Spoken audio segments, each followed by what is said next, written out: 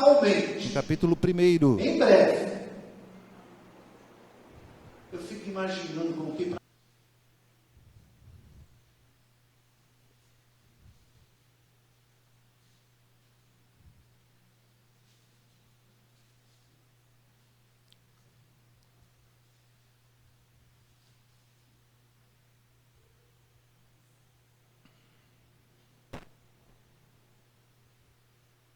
Quero ler com os irmãos, nesta noite, de 18 a 32.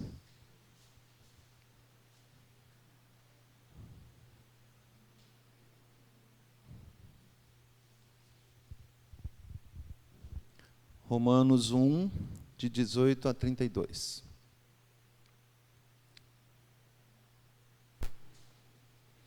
A ira de Deus se revela do céu contra toda impiedade e perversão dos homens, que detêm a verdade pela injustiça.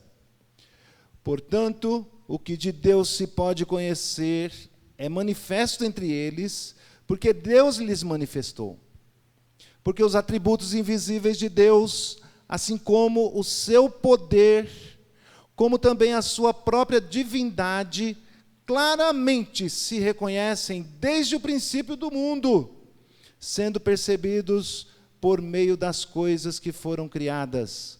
Tais homens são, por isto, indesculpáveis, porquanto, tendo conhecimento de Deus, não o glorificaram como Deus, nem lhe deram graças, antes se tornaram nulos em seus próprios raciocínios, obscurecendo-se-lhes o coração insensato, inculcando-se por sábios, tornaram-se loucos, e mudaram a glória de Deus incorruptível em semelhança da imagem do homem corruptível, bem como de aves, de quadrúpedes e répteis. Por isso, Deus entregou tais homens à imundícia, pela concupiscência do seu próprio coração, para desonrarem o seu corpo entre si. Pois eles mudaram a verdade de Deus em mentira, adorando e servindo a criatura em lugar do Criador, o qual é bendito eternamente. Amém. Por causa disto, Deus entregou Deus às paixões infames, porque até as mulheres mudaram o modo natural de suas relações íntimas por outro, contrário à natureza. Semelhantemente, os homens, também deixando o contato natural da mulher, se inflamaram mutuamente em sua sensualidade, cometendo torpeza, homens com homens, recebendo em si mesmos a merecida punição do seu erro.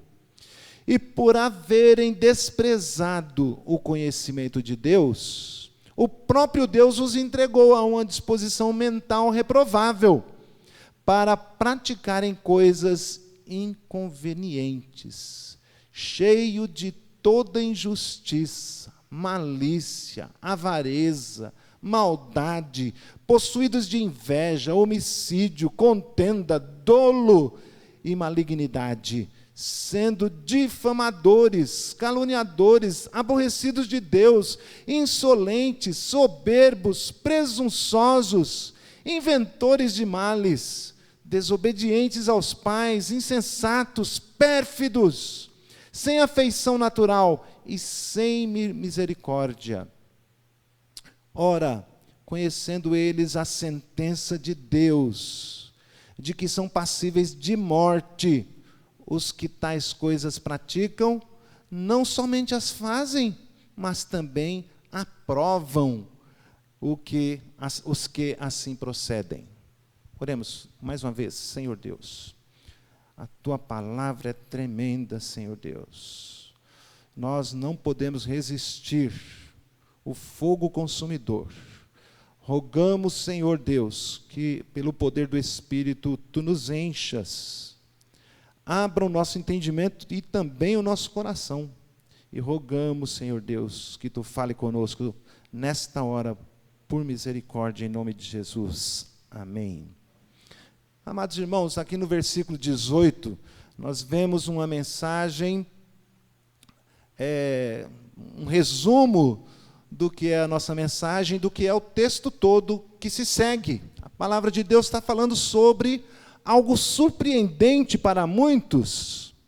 Quem sabe aqueles que acham que Deus é um tolo ou um bobo, que estão brincando com Deus, né? Esses que não temem ao Senhor, a sua palavra, a sua manifestação.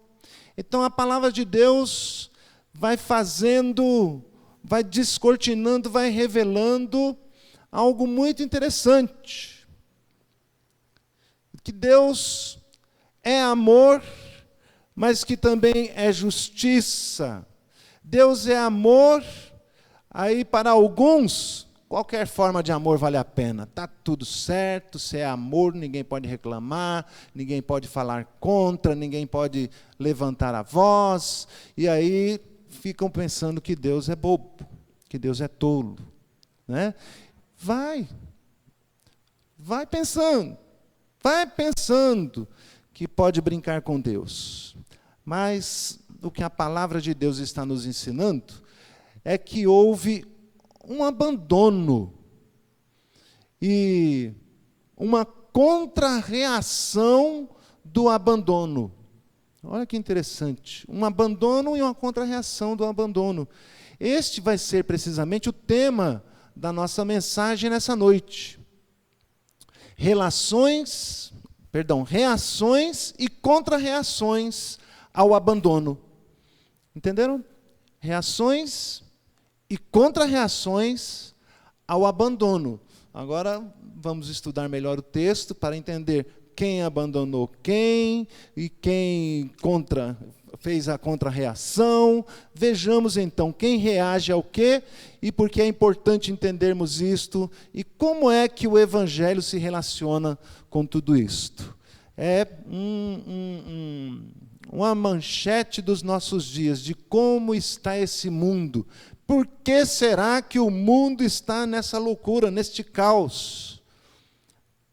Por assim dizer, né, como está dizendo a palavra, nesta imundícia, difícil de sentar por 2 minutos à frente de uma televisão, não sentir ascor, não sentir-se enojado, ao andar nos shoppings, nas grandes lojas, e não ficar constrangido com tanta imundícia, né? Vamos então entender por que o mundo chegou nesse ponto, nesse estágio. Vamos então, para que haja esta revolta, né? Que é o termo que eu usei, esta reação, há de se ter primeiro uma premissa. Então há uma premissa, uma reação e depois uma contra-reação. É isso que nós vamos ver então, esses 3 pontos. Primeiro ponto é a premissa. Qual é a premissa? Deus se revela. Deus se revela. Parte dele a revelação. Ele anuncia, ele demonstra, ele revela a si mesmo ao homem. Porquanto, versículo 19, o que de Deus se pode conhecer é manifesto entre eles quem? Os homens. Aí o termo homens aqui, entendamos humanidade, né? Homens e mulheres. Deus se revela à humanidade. Do que de Deus pode conhecer? Tem 2 coisinhas aqui como implicação. O que você pode conhecer de Deus é o que de Deus se pode conhecer. Porquanto ele se revela para que você conheça. Isto é, nós não podemos conhecer mais do que o que ele revelou.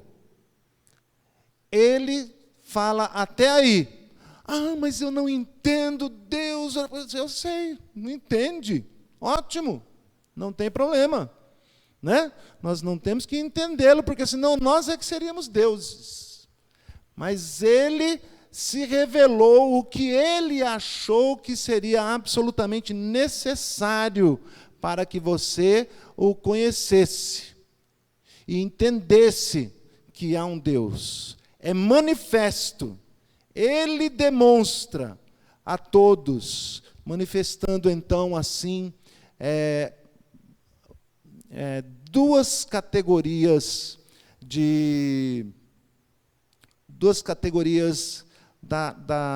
do atributo de Deus, né? Como é que então é essa manifestação?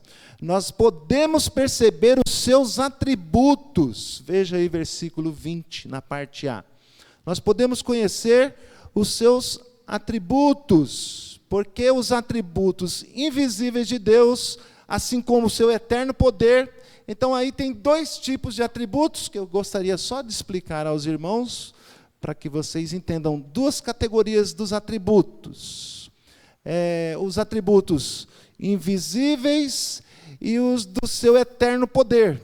Os invisíveis também são chamados de atributos morais. Invisíveis, os morais. Os atributos naturais são aqueles que revelam o seu eterno poder nas coisas visíveis, portanto, né? Então, porque os atributos invisíveis de Deus são perceptíveis? Quais são os atributos invisíveis? É a santidade, o amor, a verdade, né? Você percebe o amor, a bondade de Deus que se desenrola em cada um desses três atributos. A santidade inclui também a retidão e a justiça. Ao observar os acontecimentos, nós percebemos que há um Deus justo, que Ele, de certa maneira, está derramando sobre o homem a sua ira. E é necessário, então, que o homem tente aplacar a sua ira, acalmá-lo, pedir misericórdia. Meu Deus, o que está acontecendo? Quem já não se achou assim, né? Uma criança assustada em face a uma tempestade. E a gente vê tanta coisa hoje em dia, tanta coisa que nos leva a clamar a Deus. Quero ver se tem ateu quando o motor do avião apaga, né?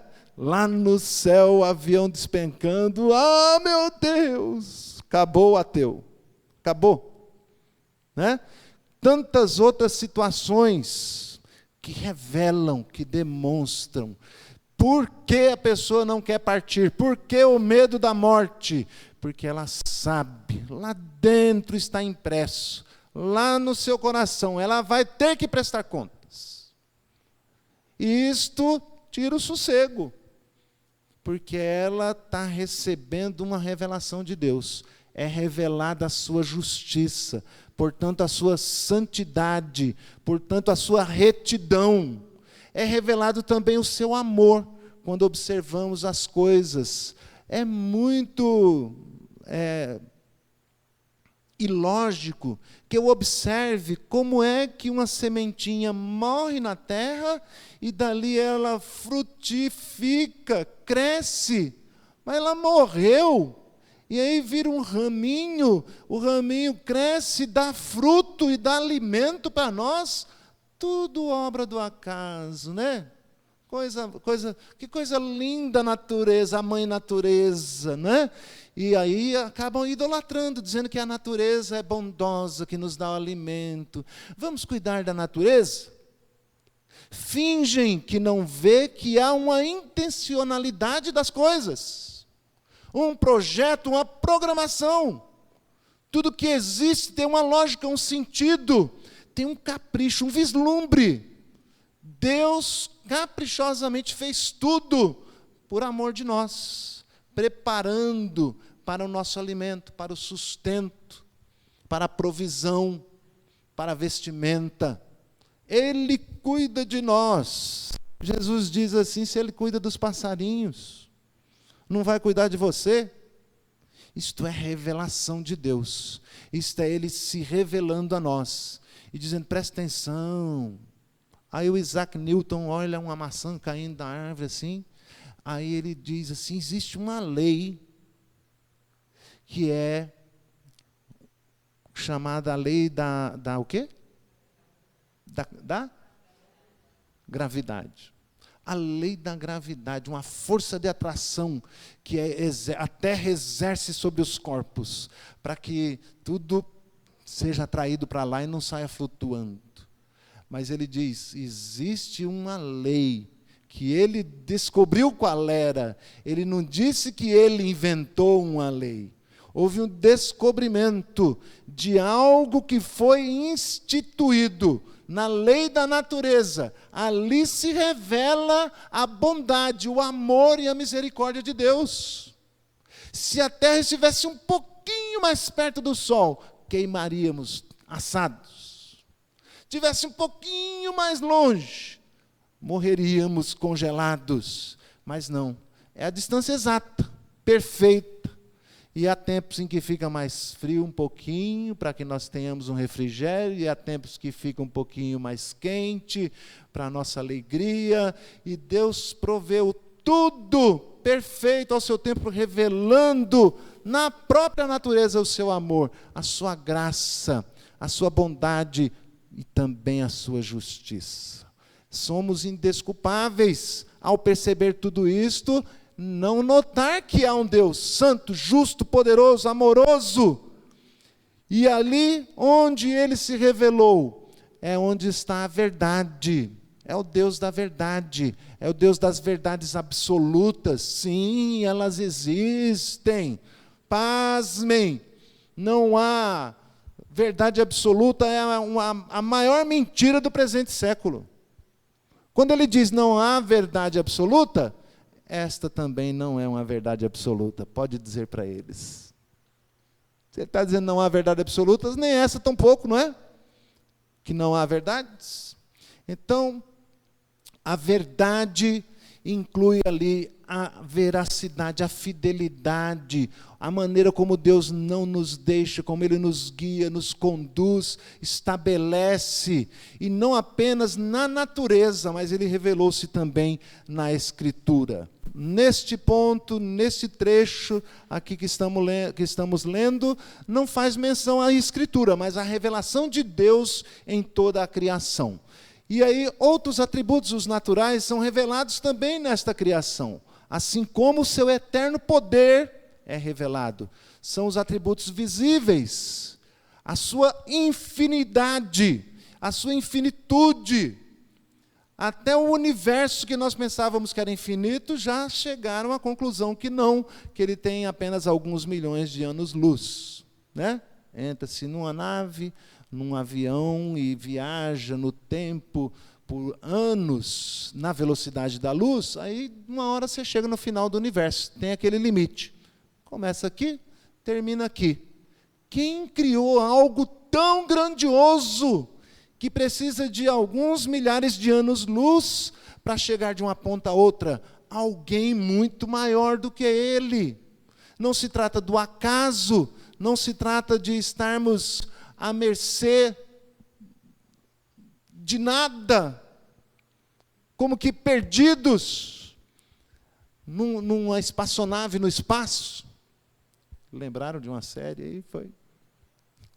Perdidos no espaço? Não, nós estamos, sim, dentro de um planeta feito caprichosamente, intencionalmente, programado, projetado para colocar ali seres providos, supridos, a sua infinidade, a sua grandeza, a sua eternidade, a sua imortalidade. Revela-se na natureza alguém que tem o controle sobre todas as coisas desde antes de tudo.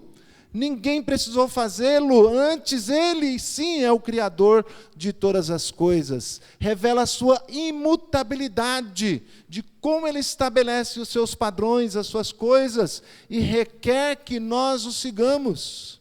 E porque nosso Deus não muda, é que nós não somos consumidos. Mas, meus irmãos, revela-se também a sua onisciência, que ele conhece todas as coisas. Todas as riquezas da sabedoria e do conhecimento estão ocultas em Cristo. E Ele as revelou a nós. através da sua palavra, através da sua vinda, através das suas promessas, e Ele tem se revelado a nós. Mas na natureza nós podemos perceber a sua sabedoria em todas as coisas, podemos perceber a sua presença. Ele me faz lembrar o cântico antiguinho, né, do Vencedores. Quem numa flor não vê Deus? Como não?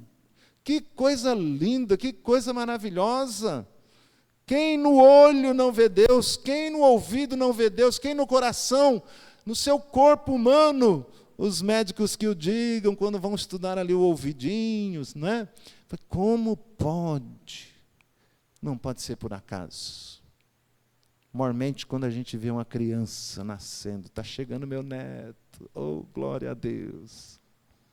E a gente observar uma criança desenvolvendo lá dentro da barriga, como é que pode respirar lá dentro? Daqui a pouco nasce, aí quer fazer barulho. E aí você vê que ela vai crescendo, hein? 3, 4 aninhos, e tudo se desenvolvendo na perfeição do Criador. Como rejeitar estas informações, estas revelações? Nós podemos perceber ali a onipotência, o poder de Deus, que sustenta todas as coisas no comando da sua voz. Então o texto está dizendo, Deus se revelou a eles desta forma, e a sua divindade é perceptível desde o começo, né? Então a premissa é esta: Deus se revelou, e nós podemos saber, perceber que há um Deus, e todos sabem e admitem, mas não reconhecem. Até mesmo para negá-lo, é preciso fazer menção a Ele. Ele é ateu. O que quer dizer isso? Não há Deus. Mas não há Deus, você não precisa comentar, está vago, está vazio, não existe. Como não existir? Como dizer algo que não existe? Está fazendo menção porque sabe que há Deus, não é? Assim, claramente se reconhece desde o princípio do mundo, sendo percebidos por meio das coisas que foram criadas. Ao olhar para esses atributos que se revelam nas coisas criadas, deve-se reconhecer que há alguém ulterior, ou seja, alguém que está de fora à parte da minha compreensão, da minha capacidade, do meu universo, daquilo que eu posso reconhecer como um todo, mas que se revela na sua própria criação, para que nós saibamos que há esta divindade ultramente sábia e toda poderosa. Não há como negar. Sim, um Deus santo, revestido de justiça, rico em amor e misericórdia, que detém a verdade absoluta, temível por sua força, pela sua grandeza, pelo seu conhecimento e pela sua presença e pelo seu poder. Mas os homens, então, vão fazer a primeira reação. Qual é a reação do homem a esta manifestação, a esta revelação? Diz a palavra de Deus: os homens são indesculpáveis, reagindo desta maneira, diante da premissa de que Deus revelou o mundo. A reação do homem é: não tem conhecimento de Deus. O que significa essa expressão? Versículo 21. Não tem o conhecimento de Deus. Ou não querem tê-lo, porque a palavra diz que ele se revelou. Então o homem rejeita a revelação. Não o glorificam. Não lhe dão graças. Sabendo, reconhecendo, percebendo tanto o seu amor quanto a sua justiça, querem fugir dele. Oferecem paliativos à mente. Eu não terei que prestar conta. Logo eu não tenho que andar em santidade. Logo eu não quero saber de Deus agora. Quem sabe um dia. E aquilo fica agulhando a sua mente, tocando, revelando, não é? E o homem endurecido não quer saber de Deus, não lhe dá graças e não o glorifica. Antes, os seus corações se tornam nulos. Se não há Deus, não há para onde ir depois desta vida, não há prestação de contas. Comamos e bebamos, que amanhã morreremos. Vamos viver por viver. Aproveita hoje, que a vida é uma só. Amanhã, aí deixa as coisas de Deus para lá, não o glorifica, nem lhe dá graças, torna-se o coração escuro, bruto, obscurecido, não lhe dá nenhuma atenção. Segue vivendo. Uma presunção, né? A reação do homem aparece aqui em 5 etapas. Primeiro, assim, não dando glórias a Deus, não dando graças ao Senhor. Segundo, com uma presunção, versículo 22, inculcam-se por sábios, tornaram-se loucos. O homem, na sua sabedoria, negando a Deus, aí vem a intelectualidade, mostra, demonstra e prova, e quando você olha para aquilo, você diz: oi? Tem certeza que você está falando isso? Não tem lógica, não passa de teses infundadas. A ciência, a loucura, para negar a Deus, para apaziguar a mente, para fazer um paliativo, para a consciência não lhe pesar. Não há Deus.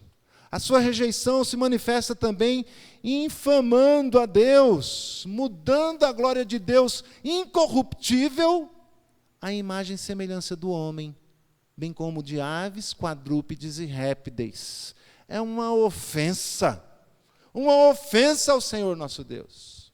Quando alguém pega, diz Isaías, corta uma árvore, corta os galhos dela, faz uma fogueirinha ali, põe a panela em cima e assa cozinha uma comidinha ali, come, aqueles galhos viram nada, cinzas.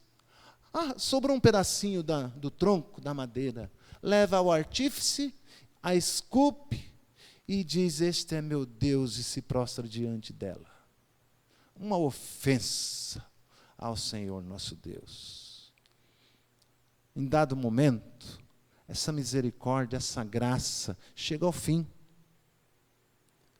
Às vezes a gente vê o Senhor perdendo a paciência. Vai pedir aquela árvore, né? Vai pedir ao teu Deus. Ou, por outras vezes, no lugar de uma árvore, nós colocamos a nós mesmos. O meu braço é que conquistou isso e aquilo. Como eu sou bom, como eu planejei, como eu trabalhei, eu sou forte. Mas não reconhece a Deus, não lhe dá graça e profana ao Senhor, dizendo: você que fez tudo isso. O salmista sabiamente diz: Senhor, que eu não tenha muito, para que eu não venha negar ao Senhor, que não me falte para que eu não venha blasfemar contra o Senhor, né? Então nós devemos ter esse equilíbrio, esse pensamento. Vai se manifestando então essa arrogância, esta pretensão, pervertem a verdade, pois mudam a verdade de Deus em mentira. De que modo que eles fazem isso? Diz a palavra de Deus: adorando e servindo a criatura, ao invés do Criador, o qual é bendito eternamente. Amém. Então, adorando a criatura, neste caso pode ser você mesmo, pode ser o ídolo a quem você serve. Muitos servem geralmente um grupo de 11 que correm atrás de uma bolinha, né? Alguém conhece? Alguns servem artistas. O que o artista falou, está falado. A palavra de Deus diz o contrário. Não, mas isso é uma coisa antiga, retrógrada. Você está errado. O artista fulano de tal disse isso. Às vezes nem faz o discurso, mas é aquilo que está sustentando a mente dela. Artista, jornais, mídia, filmes, seriados, e a pessoa se perde adorando, temendo, reconhecendo, correndo atrás de deuses que nada são, colocando como Deus a criatura e deixando o Criador de lado. Muitos têm feito isto, e a palavra de Deus então passa agora a apresentar uma reação à reação, né? Então, o que nós vamos ver? Uma premissa, Deus se revelando, o homem rejeitando, e agora Deus demonstra a contra-reação de Deus à reação do homem. Deus se revelou e o homem virou as costas para ele, agora Deus diz o que ele vai fazer. Por 3 vezes, neste pequeno trecho, o apóstolo Paulo vai afirmar que Deus abandonou o homem. Esta é a reação de Deus. É simples assim. Ele disse ao homem: você me abandonou? Então eu também vou te abandonar. Você quer ficar sozinho, é isso? Então tá. Meus irmãos, olha aqui para mim. Não existe nada pior do que ser inimigo de Deus. Esta declaração que Deus abandonou devia causar comoção. Gritos talvez: tem misericórdia, Senhor, não nos abandone, não nos deixe. Que seremos que será de nós sem ti? Devia gerar clamores. Se é que entendemos, se é que cremos, se é que observamos o que foi dito até então, a sua revelação. A ira de Deus se revela do céu contra toda impiedade e perversão dos homens que detêm a verdade pela injustiça. Então, por 3 vezes, Paulo vai usar o termo entregou. Versículo 24, 26 e 28. Isto é, Deus abandonou o homem à própria sorte. Por isso, Deus entregou tais homens à imundícia. Agora ele vai então listar 3 maneiras, né, a que Deus entregou o homem nesta contra-reação. Rejeitou a Deus, não quer saber de Deus, abandonou a Deus, Deus o abandona entregando a si mesmo, entregando a sua própria imundícia, pelo seu estado natural pecaminoso. Mas que estado natural pecaminoso? Eu não matei, não roubei, sou uma boa pessoa, um bom pai de família. As pessoas vão se autoelogiando, não querem ouvir o que a palavra de Deus está dizendo sobre a imundícia dos nossos pecados, da tendência da nossa natureza, do estado de rebelião e de inimizade que nos encontramos. Então, Deus entrega ao seu estado pecaminoso natural, pelas concupiscências do seu próprio coração, para desonrarem o seu corpo entre si. Então vocês não me querem, me abandonaram, eu também os abandono à mercê da sua imundícia. Fica com ela, não é isso que você quer? Outra coisa que Deus entrega, as paixões infames, versículo 28. Por causa disso, os entregou Deus a paixões infames. O que vem a ser paixões infames? É a perda da boa fama, né? A perda do crédito, a perda da honra, é o movimento que nós temos visto, o desdém de Deus, o cara lá de cima, né? É aquela coisa assim, jocosa para falar de Deus. Se você falar que crê que o homem veio lá do Éden, Deus formou Adão e Eva. O quê? Você acredita nisso? Né? Vai rir da sua cara, porque você crê numa historinha da carochinha, é assim que eles vão tratar você. Né? Então, pega-se Deus, a verdade, né? E vão infamando, vão transformando a verdade em desonra, a ponto que as pessoas têm vergonha de ser crente. Hoje é difícil você chegar na faculdade e dizer: eu sou crente, eu sou evangélico, eu sirvo a Deus. Logo vai ser motivo de chacota. Não é assim? Então, faz parte de Deus estar fazendo uma contra-reação ao fato do homem ter virado as costas para Deus. Deus, então, também vira as costas para ele, e nós vemos, então, a sociedade cada vez mais assim. A terceira entrega de Deus, abandono, ou a maneira de abandono que Deus coloca ao homem, é a sua disposição mental reprovável. E por haverem desprezado o conhecimento de Deus, diz o versículo 28, volta de novo para cá, o próprio Deus os entregou, né, para uma disposição mental reprovável. Disposição mental reprovável é a disposição que temos de agir de forma reprovável e condenável a este Deus. Né?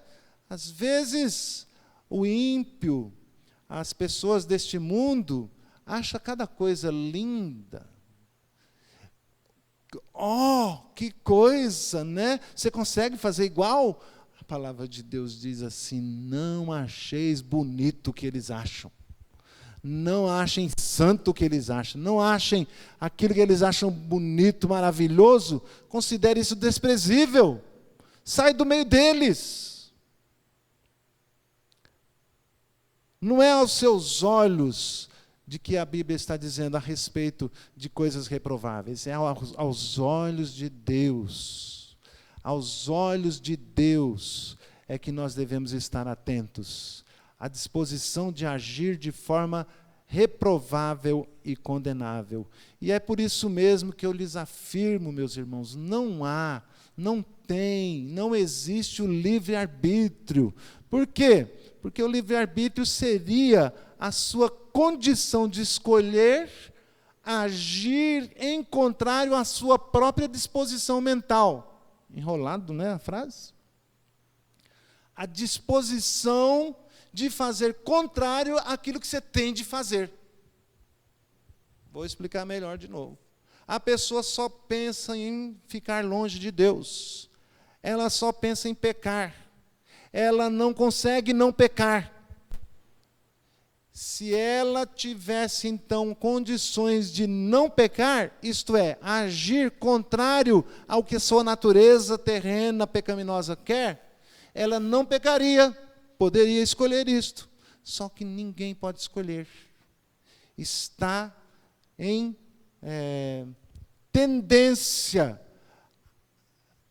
amarrado, preso, prisioneiro de uma disposição mental deplorável, não é? Que não agrada ao Senhor nosso Deus, vivendo assim nesta inimizade, nesta separação. Então,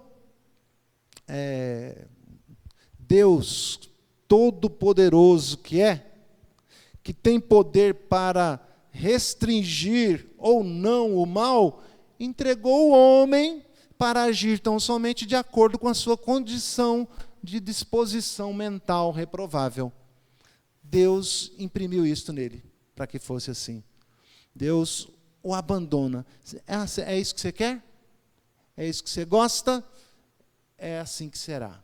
Não tem coisa pior para acontecer com o ser humano. E é isto que nós podemos ver. É isto que nós constatamos. Observe o mundo. Observe as festas. Observem as novelas, os filmes. É um convite constante, né, para sexo livre, homossexualidade, imoralidades, falta de compromisso. Estão comemorando que o cara está 32 anos com a mulher, né? Coisas do tipo assim, né? Um tolo, troca essa de 40, tá bom, né, Sandra? Essa de 40 por 2 de 20, né? O pessoal faz assim. As coisas reprováveis são bonitas, louváveis, são desejáveis às pessoas. É assim que nós encontramos o homem. É assim que nós podemos perceber que acontece. Então, qual é a consequência disso? A partir do versículo 28, nós vemos o que acontece. Praticam coisas inconvenientes, cheias de toda injustiça, malícia, isto é, egoísmo, má intenção, levar vantagem sobre o outro, avareza, que é o amor ao dinheiro, que é a idolatria, maldade, fazendo mal, fazendo crueldades, possuídos de inveja, homicídio, que é a maldade requintada, né? Tirando vida de outro, contendas, brigas, dolos, malignidade. O dolo é interessante, é alguém que se inspira alguém de má fé a fazer alguém fazer uma atrocidade, uma coisa que ela não faria naturalmente, mas a pessoa dolosa, ela influencia, ela manda, ela impulsiona, impele a outra a fazer o mal, o erro.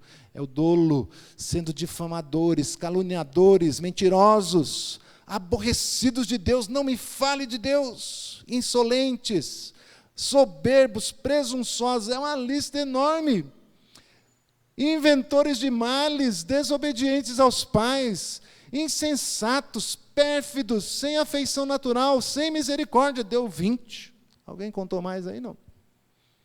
Deu 20 a lista de pecados. São só esses os pecados? Não. Muito mais. Aqui não vai caber, né? Não vai caber. A gente só tem até meia-noite para acabar o culto. Então, são muitos os males presentes na sociedade por quanto rejeitaram o conhecimento de Deus, rejeitaram a revelação de Deus. Aí Deus então reage abandonando-os, entregando-os. E a conclusão, meus irmãos, é que este é o estado do homem, o estado de rebelião, o estado de inimizade com Deus. Deus os abandonou. E agora? Nós vamos pôr a culpa em Deus? Eles não têm culpa, Deus os entregou a isto? Não. Na verdade, todos estão porque rejeitaram a Deus. Não o obedeceram, não quiseram ouvir a sua voz, porque rejeitaram a sua revelação expressa, tanto na natureza, na criação, em todo o universo, quanto também de forma mais clara e contundente nas Sagradas Escrituras. Rejeitaram, Deus então os abandonou e os entregou às suas próprias paixões e disposições. É a pior coisa, ser abandonado por Deus. Esta é, desde já, segundo o versículo 18, a manifestação da sua ira. Abandoná-los. As pessoas não querem perceber. Aí vem a Escritura e diz, serão abandonados ao inferno. Aliás, a maior característica de terribilidade do inferno é que não haverá a presença de Deus. Haverá essa ausência, essa angústia, não haverá consolo. Hoje nós podemos perceber parte da ira, manifestações da sua justiça na natureza, no vulcão, nas enchentes, nos terremotos, tsunamis. Nós podemos ver as suas manifestações de ira, mas tem uma parte que está posta, o inferno terrível, lá onde a dor não cessa, o mau cheiro não passa, a angústia nunca termina, a fome, a sede, imagina aquele buraco constantemente, eternamente. Que coisa terrível, e terrível coisa é cair nas mãos de Deus.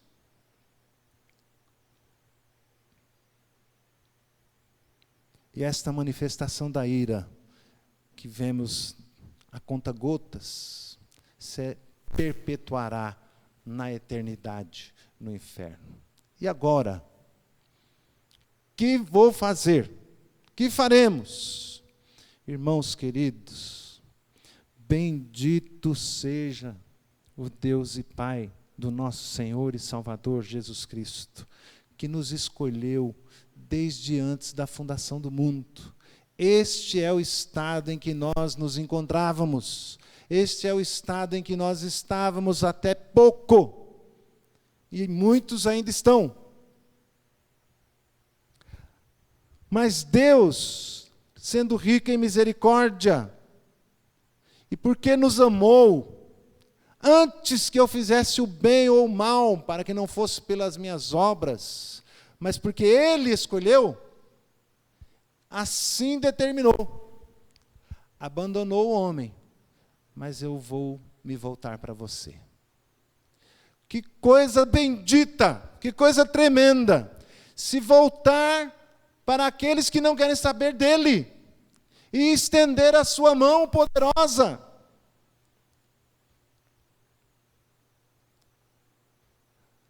Portanto, meus irmãos, não sejamos como aqueles endurecidos. Antes, se ouvirdes a sua voz, não a despreze, volte-se para ele, dê ouvidos, buscai ao Senhor enquanto se pode achar, invocai-o enquanto ele está perto, ele está oferecendo. O quadro é este, tão somente este, mas ele busca os seus escolhidos onde quer que estejam. Será que eu estou aqui hoje à toa? Ou será que Deus queria falar algo comigo? Volte-se para o Senhor. Às vezes, irmãos, a pessoa insiste no erro, né? Às vezes, ele é abandonado pela mulher, pela família, ele perde o emprego. Aí ele começa a olhar para as pessoas e dizer que as pessoas são más. Porque eu não tenho chance, porque me mandaram embora, porque ninguém gosta, porque... Mas o que ele fez para mudar? Qual é a atitude? E às vezes nós agimos assim com Deus. Nós nos afastamos dele. Nós reagimos à sua manifestação, à sua revelação, damos as costas para ele, e depois ficamos reclamando.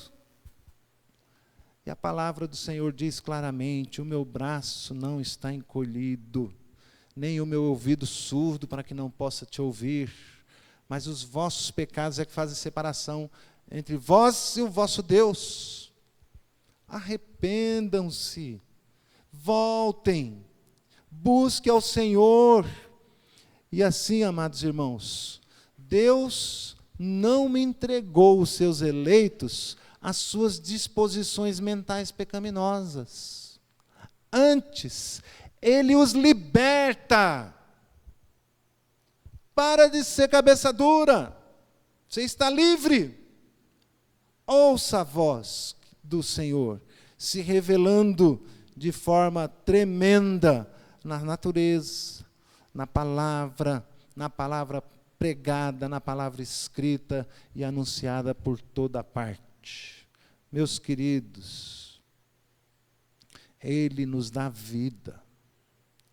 A palavra de Deus compara aquele que está embrutecido, surdo, obscurecido, a alguém que está morto. Não ouve, não quer saber, mas o Senhor insiste na sua grande misericórdia. Fala, chama, toca. E bendito seja o Senhor, não nos entregou às nossas disposições mentais. Eu gosto sempre de orar assim: Senhor, não nos entregue às nossas disposições. Antes, corrige-nos, coloca-nos no caminho, conserta a minha vida, Porque assim, meus irmãos, nós continuamos pecando, mas o cair é do homem e o levantar é de Deus. Então lembre-se, qual será a sua reação? Rejeitar ao Senhor? Lembre-se que até aquele dia eterno, o Senhor também vai se posicionar para sempre, quando não haverá mais chance. Quero que agora nós vamos convidar o grupo de louvor. Temos um cântico preparado para esse momento. É um momento de